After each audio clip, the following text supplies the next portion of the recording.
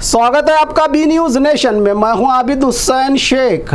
यत्नाल के हर चैलेंज का जवाब देने को तैयार शिवानंद पाटिल का एक और सवाल। बीजापुर जिला बसवन बागेवाड़ी मतक क्षेत्र के एमएलए और सरकार के मंत्री शिवानंद पाटिल का यत्नाल के चैलेंज पर करारा जवाब। मैं यत्नाल का हर चैलेंज कबूल करके पिछले जुम्मा को इस्तीफा दिया था। मीडिया से बात करते हुए कहा कि आज भी मैं इस्तीफा देने के लिए तैयार हूं। ज़रूरत पड़ी तो खाली ब्लैंक लेटर पर दस्तखत साइन करके दूंगा। आप खुद ले जाकर यत्नाल को दे दो। पहले मेरा इस्तीफा मंजूर होने के बाद यत्नाल अपना इस्तीफा दे। इससे ज़्यादा मैं और क्या बताऊं। मैं तैयार हूं, भाग कर नहीं जाऊंगा। लोग जानते हैं कि कौन उत्तर कुमार है, कहा शिवानंद पाटिल ने। ತಿರಸ್ಕಾರ ನಿಮ್ಮ ತಾಂತ್ರಿಕ ಕಾರಣ ಅಲ್ಲದು. ನಾನು ಬಹಳ ಸ್ಪಷ್ಟವಾಗಿ ಹೇಳಿದ್ದೀನಿ. ನಾನು ಕೊಟ್ಟ ಮೇಲೆ ಅವರು ತಮ್ಮ ವಿಲ್ಲಿಂಗ್ನೆಸ್ ಎಕ್ಸ್ಪ್ರೆಸ್ ಮಾಡಿದ್ರೆ ಕೊಡ್ತೀನಿ ಅಂತ ಮುಂದೆ ಬಂದ್ರೆ ಅದಕ್ಕಿಂತಲೂ ಮೊದಲೇ ನಂದು ಸ್ವೀಕಾರ ಮಾಡ್ರಿ ಅಂತ ಹೇಳಿದ್ದೀನಿ. ನೋಡಿ, ನೀವು ಬೇಕಾದ ಹೇಳ್ತೀರಿ. ನಾನು ಕೊಟ್ಟ ಮೇಲೆ ಅವ್ರು ಕೊಡದೇ ಇದ್ರೆ ಏನ್ ಮಾಡ್ತೀರಾ?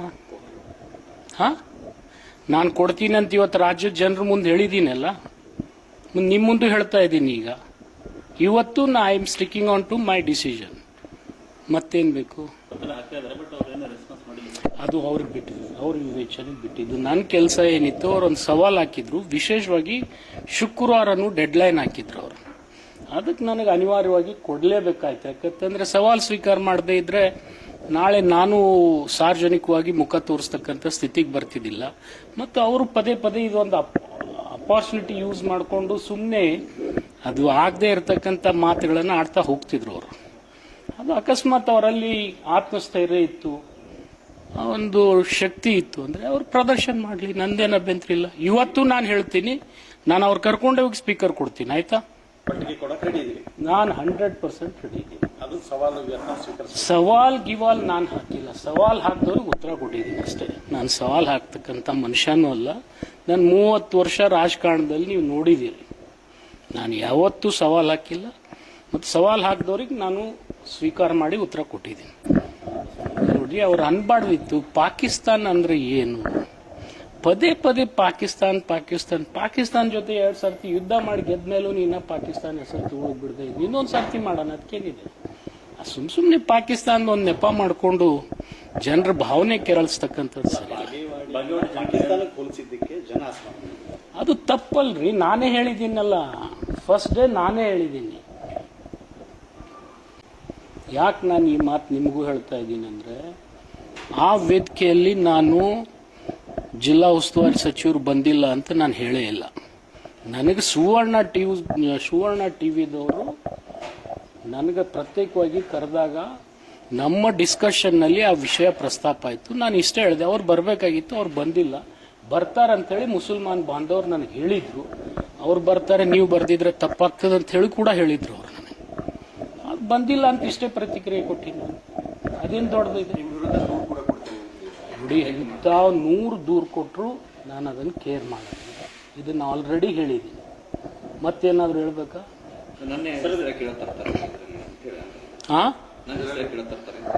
ನಾನು ಯಾರ ಹೆಸರು ಹೇಳ್ದಿಲ್ಲ. ಅವರು ಜಿಲ್ಲಾ ಉಸ್ತುವಾರಿ ಸಚಿವರು, ಅವ್ರು ಬರ್ತಾರೆ, ನೀವು ಬರಲೇಬೇಕು ಅಂಥೇಳಿ ಮುಸಲ್ಮಾನ್ ಬಾಂಧವರು ಜೊತೆಗೆ ಅವ್ರ ಲೀಡರ್ಸು ನನ್ನ ಹತ್ರ ಬಂದಿದ್ರು. ಆಯ್ತಪ್ಪ, ಅವ್ರು ಬರ್ತಿದ್ರೆ ನಾನು ಬರಲೇಬೇಕು ಅಂತ ಅಂದಿದ್ದೇನು ತಪ್ಪ? ತಪ್ಪ?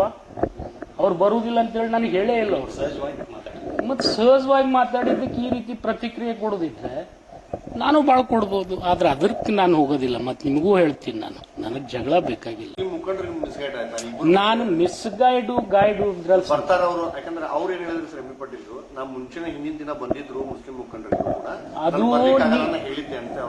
ಅದು ನೋಡಿ, ಅದು ಯಾರು ನನಗೆ ಹೇಳಿದ್ರು ಅವ್ರಿಗೆ ಹೋಗ್ತಾವ ಕೇಳಿದ್ರು ಅವ್ರು ಅದ್ರ ಸ್ಪಷ್ಟೀಕರಣ ಕೊಡ್ಬೋದು.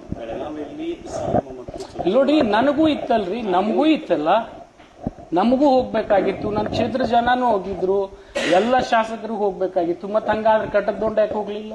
ಅಶೋಕ್ ಮನ್ಗುಳಿ ಯಾಕೆ ಹೋಗ್ಲಿಲ್ಲ? ಯಶವಂತರೇಗೌಡರು ಯಾಕೆ ಹೋಗ್ಲಿಲ್ಲ? ಇದು ಒಂದು ಸಹಜ ಪ್ರಕ್ರಿಯೆ. ಇದರಲ್ಲಿ ಏನೋ ಅದನ್ನ ಅಷ್ಟು ದೊಡ್ಡದು ಮಾಡಿ ಇಷ್ಟೆಲ್ಲ ಪ್ರತಿಕ್ರಿಯೆ ಕೊಡೋದು ನನಗೆ ಸಾಧ್ಯನಿಲ್ಲ. ಅದು ಸಣ್ಣತನ. ತಹಶೀಲ್ದಾರ್ ಮಟ್ಟದ ಅಧಿಕಾರಿನ ಮಾತ್ರ ಇಟ್ಟೋದ್ರಿಂದ ಕೋಟಸ್ಕೂರು ಪ್ರಾಧಿಕಾರಕ್ಕೆ ಎಷ್ಟು ಬೆನಿಫಿಟ್ ಅದು ಅಷ್ಟಿಲ್ಲ ಅಂತ ಅಲ್ಲಿ ಜನರ ಡಿಸಿ ಅವರಾಗಬೇಕು, ಡಿಸಿ ಅವರು IAS ಅಧಿಕಾರಿ ಮತ್ತೆ ಅದಕ್ಕೆ ಅವೆಲ್ಲ ನಾವು ಮಾಡ್ತಕ್ಕಂಥ ಕೆಲ್ಸದ ಮೇಲೆ ಹೋಗ್ತವೆ. ನೀವು IAS ದವ್ರನ್ನ ಆಗ್ಬೋದು, KS ದವ್ರನ್ನ ಆಗ್ಬೋದು, ಈ ಬೇರೆಯವ್ರನ್ನೂ ಆಗ್ಬೋದು. ಬಟ್ ನಾವೇನು ಕೆಲಸ ಮಾಡ್ತೀವಿ, ಈಗ ಬರೀ ಪ್ರಾಧಿಕಾರ ಮಾಡೋದ್ರಿಂದ ಏನೂ ಅಭಿವೃದ್ಧಿ ಆಗೋದಿಲ್ಲ. ಪ್ರಾಧಿಕಾರಕ್ಕೆ ಒಂದು ರಿಸೋರ್ಸಸ್ ಮೊಬಿಲೈಸ್ ಮಾಡಬೇಕಾಗ್ತದೆ.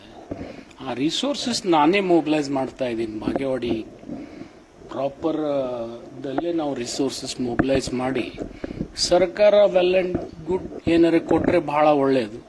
ಕೊಡದೇ ಇದ್ರೂ ಅದು ತನ್ನಷ್ಟಕ್ಕೆ ತಾನು ಬದುಕ್ತಕ್ಕಂಥ ಶಕ್ತಿ ತುಂಬತಕ್ಕಂಥ ಕೆಲಸ ನಾವು ಮಾಡ್ತಾ ಇದ್ದೀವಲ್ಲ. ಎಕ್ಸ್ಟೆನ್ಷನ್ನು ಮಾಡಿದ್ದೀವಿ. ಮತ್ತು ಜೋಳ ನಾವು ಈ ವರ್ಷ ನಿಮ್ಗೆ ಗೊತ್ತಿದೆ, ಇಡೀ ರಾಜ್ಯದಲ್ಲಿ 2600 ರೂಪಾಯಿಗೆ ಮಾರ್ತಕ್ಕಂಥ ಜೋಳ ಇವತ್ತು 3400-500 ರೂಪಾಯಿಗೆ ಮಾರ್ಕೊಳ್ತಾ ಇದ್ದಾರೆ. First time in the history ಜೋಳಕ್ಕೆ ಇಷ್ಟು ಬೆಲೆ ಬಂದಿತ್ತು. ಅದು ಏನಾಗ್ತಿತ್ತು ಅಂದರೆ ಪ್ರತಿ ವರ್ಷ ಹೊಸಪೇಟು, ರಾಯಚೂರು, ಬಳ್ಳಾರಿಯವರು ಆಂಧ್ರದ ಹೈಬ್ರಿಡ್ ಜೋಳ ತಂದು ಹಾಕಿ ಅವರೇ ಎಲ್ಲ ಲಾಭ ಮಾಡ್ಕೊಳ್ತಿದ್ರು.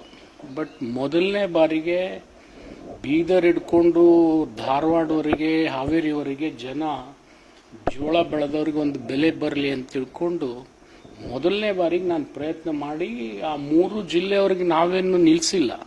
ಅವ್ರ ಕೋಟಾ ಎಷ್ಟಿತ್ತು ಅವ್ರಿಗೆ ಕೊಟ್ಟು ಮಿಕ್ಕಿದ ಕೋಟಾನ ಎಲ್ಲ ಜಿಲ್ಲೆಗಳಿಗೆ ಕೊಟ್ಟಿದ್ದೀವಿ. ನಾನು ಇವತ್ತು ಫೈಂಡ್ ಔಟು ಮಾಡಿದ್ದೀನಿ, ಇಡೀ ಉತ್ತರ ಕರ್ನಾಟಕದಲ್ಲಿ ಜೋಳ ಎಲ್ಲರೂ ಮಾರ್ಕೊಂಡಿದ್ದಾರೆ ಈಗಾಗಲೇ. ಅಷ್ಟು ಡಿಮಾಂಡ್ ನೋಡಿ.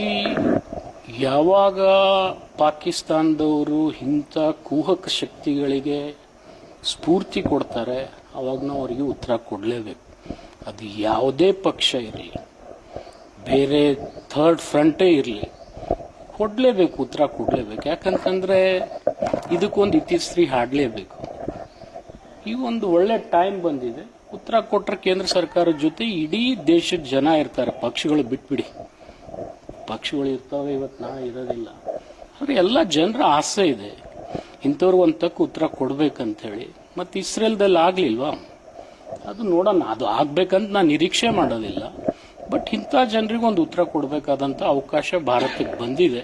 ಕೊಟ್ಟರೆ ಒಳ್ಳೇದು. ಸರ್, ಕೆಲ ರಾಜಕಾರಣಿಗಳು ರಫೇಲ್ ಕಟ್ಟಿದ ನಿಂಬಿಕಾಯಿ ಉಗಿಸ್ತೀರಿ ಶೋ ಮಾಡಿ ಅದನ್ನ ಪಾಕಿಸ್ತಾನದ ನಾನು ಆ ಎಲ್ಲ ಕಾಮೆಂಟ್ ನಾನು और खबरों के लिए देखते रहिए बी न्यूज़ नेशन।